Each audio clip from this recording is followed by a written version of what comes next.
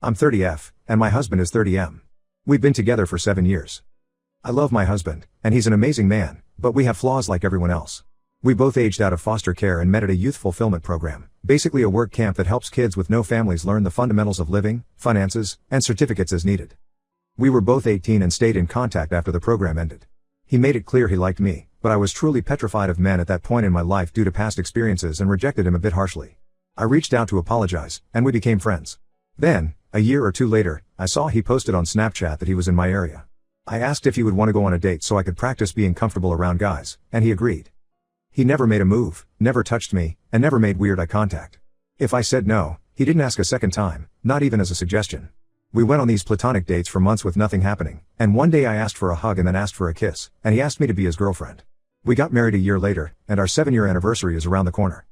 We agreed we would not even think about having kids until we were older since both of us were the products of young parents.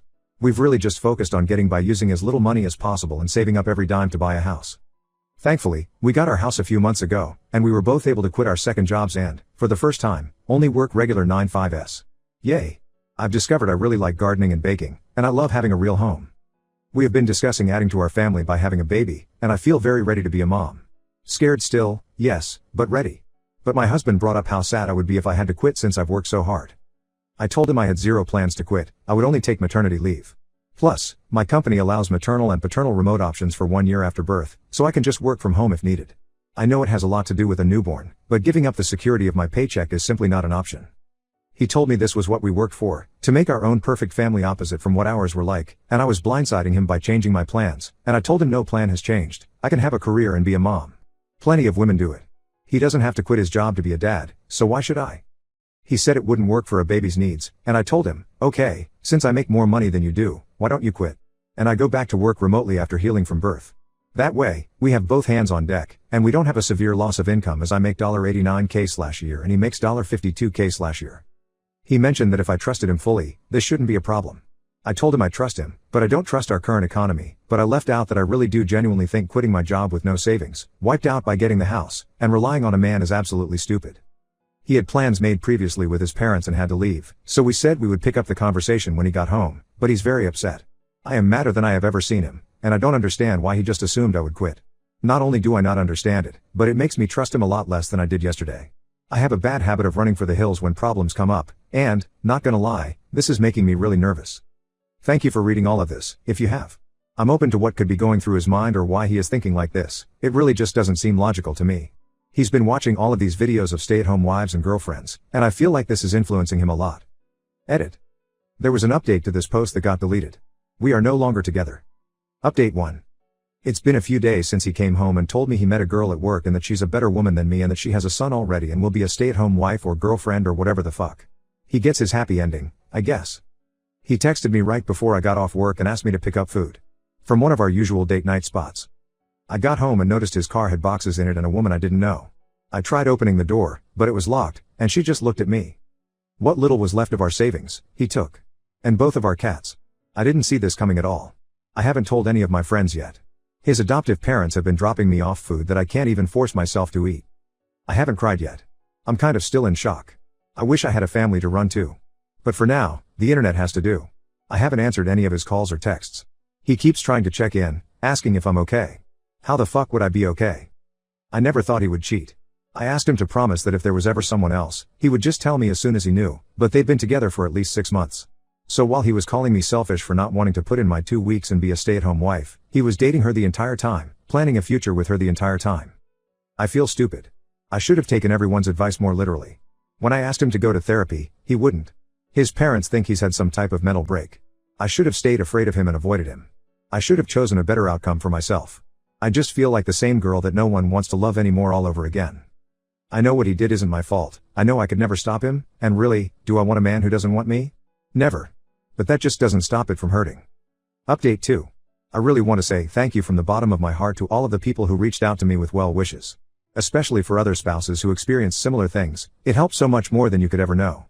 There have been a few things that have happened, and honestly, I'm exhausted in every way possible, so the input from folks has really been useful in organizing my thoughts and keeping an open mind. I couldn't help it, but for days I compared us and wondered what the fuck he could have been thinking until I realized she's a carbon copy of his biological mother, or at least the stories he heard about her since she died when he was 5. I hate that I feel bad for him still, even after what he's done, but we offered him support for his thoughts, we urged him to go to therapy, and I even offered to pay for it myself, and he was too prideful. I lost both of my parents too, at an older age with even more core memories with them, so it wasn't a boat he was in alone. But he chose to act like it was and wallow in self-pity. He called me on our 7-year wedding anniversary, minutes after midnight, whispering apologies and saying he felt so guilty. I asked for what, and he just said, well, you know, what we're going through. I told him, no, that's what you're doing. We are going through nothing. I was abandoned by my husband, exposed to God knows what, while you were fucking her and coming back home to me. We were still having sex every single day, so I made sure he knew just how disgusting I thought he was. Then he got pissed and told me he only started cheating because I couldn't follow his lead. Sir, look where you led yourself. Our entire marriage, I've pushed him career-wise, hell, the job he is right now I applied to on his behalf.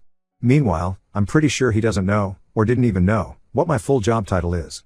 I pushed him to reach out to the adoptive parents when he started getting family obsessed, but neither of us were ready for a kid. He went on about how I broke my promise first when I decided I didn't want to be a real mom by not quitting. I was turning his adoptive parents against him because they were refusing to meet his new girlfriend. He blamed me again and then had the nerve to say that this could all be put on pause if I could learn how to make decisions that benefit a family and not myself.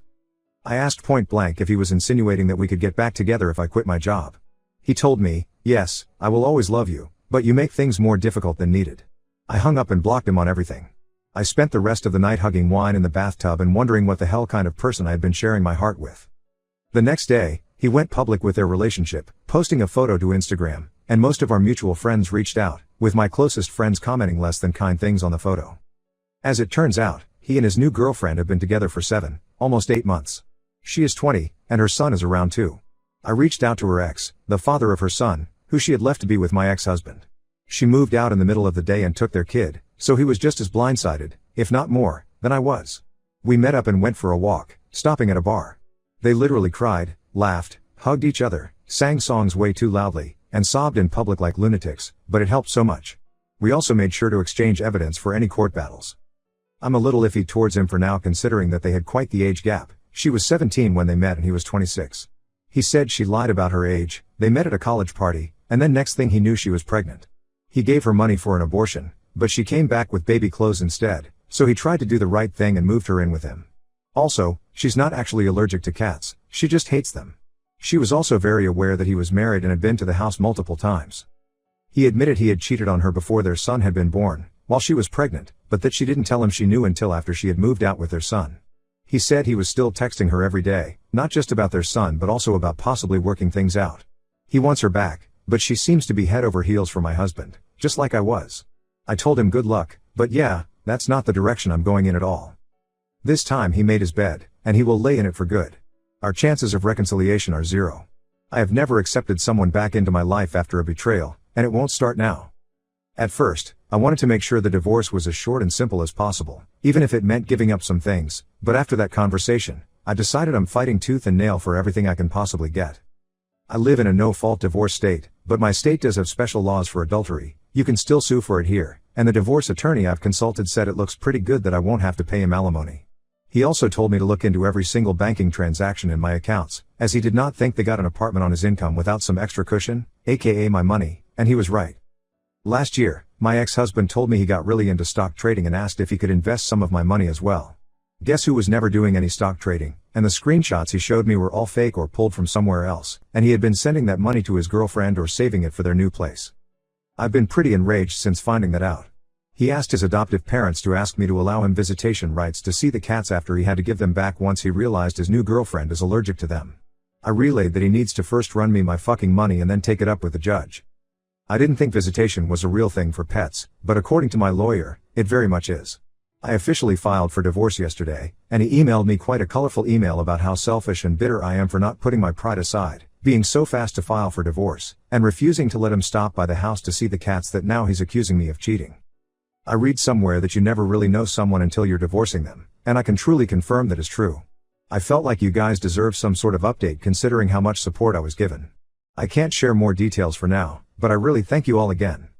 I posted a separate post titled "Went on my third date after filing for divorce from my husband." Here it goes. I was stupid and got married at 23. We met in a foster youth program. Long story short, I didn't want to be a stay-at-home mom since I was the breadwinner. He found someone younger and dumber who would. I wish Reddit let you fucking change usernames, but here we are.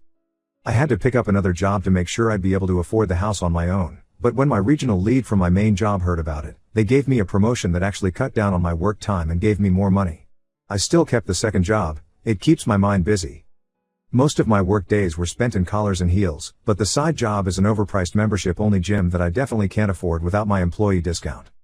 I've had a few guys approach since I filed the divorce paperwork, but I just wasn't feeling up to it. And even though I stopped wearing my ring the day he moved out, I still felt guilty. I felt like I was betraying him. He was the only man I've ever been with, so spending a decade learning everything about one person and now having to switch gears is really damn hard. But one of the guys I see often at the gym asked if I'd be his date to a seminar he's sponsoring. I said no at first, and he accepted the no very gracefully. I saw him a few days later, and he sparked up some conversation and asked if maybe we could try a lunch date, just us, first. I was fully prepared for him to tell me, nope, you're too late, but he instead canceled the plans he had already made. We met up a few hours later, and honestly, my face hurt from laughing and smiling so much. He's a pretty charming man and has a lot of random knowledge about safari animals that gives me the same comfort that watching animal documentaries does. He asked me out for a dinner date the next day, and when he let me know he was in my neighborhood earlier that day, I asked if he wanted to stop by and grab a breakfast sandwich before I left for work. I have a 9-year-old cat who hates like 99% of people, but she loved him and even let him touch her belly.